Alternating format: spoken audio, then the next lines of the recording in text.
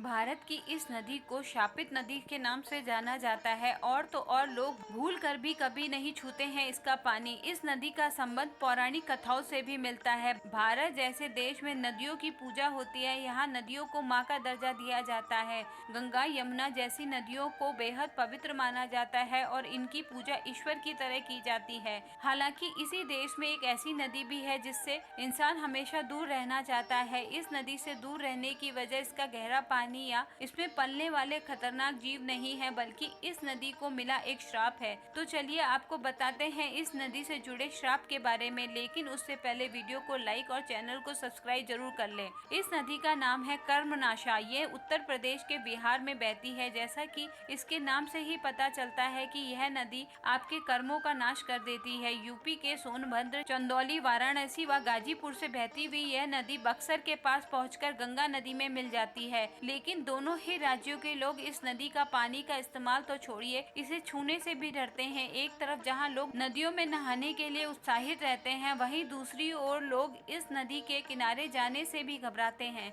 खास तौर पर अगर कोई शुभ कार्य करने जा रहे हो तो। अब जानते हैं क्यों मिला था इस नदी को श्राप। पौराणिक कथा के अनुसार कहा जाता है कि एक बार राजा हरिश्चंद्र के पिता सत्यव्रत ने अपने गुरु वशिष्ठ के शरीर के साथ स्वर्ग जाने की इच्छा जाहिर की। उनकी इस इच्छा को पूरा करने से गुरु ने इनकार कर दिया और फिर राजा सत्यव्रत ने गुरु विश्वामित्र से यह आग्रह किया। विश्वामित्र की गुरु वशिष्ठ से दुश्मनी थी, इस वजह से उन्होंने अपने तप के बल पर सत्यव्रत को सशरीर स्वर्ग में भेज दिया। इसे देखकर इंद्रदेव को गुस्सा आ गया और उन्होंने राजा का सिर नीचे की ओर करके धरती पर भेज दिया। इसके बाद विश्वामित्र ने राजा को स्वर्ग और धरती के बीच रोक दिया और देवताओं से युद्ध किया। राजा सत्यव्रत आसमान में उल्टे लटके हुए थे, जिससे उनके मुंह से लार टपकने लगी। लार के गिरने से नदी बन गई। फिर गुरु वशिष्ठ ने राजा सत्यव्रत को चंडाल होने का शाप दे दिया। लोगों का मानना है कि राजा के लार से नदी बनने और उन्हें मिले श्राप की वजह से यह नदी शापित हो गई है। सनातन धर्म से जुड़े ऐसे वीडियो देखने के लिए आप सभी का धन्यवाद।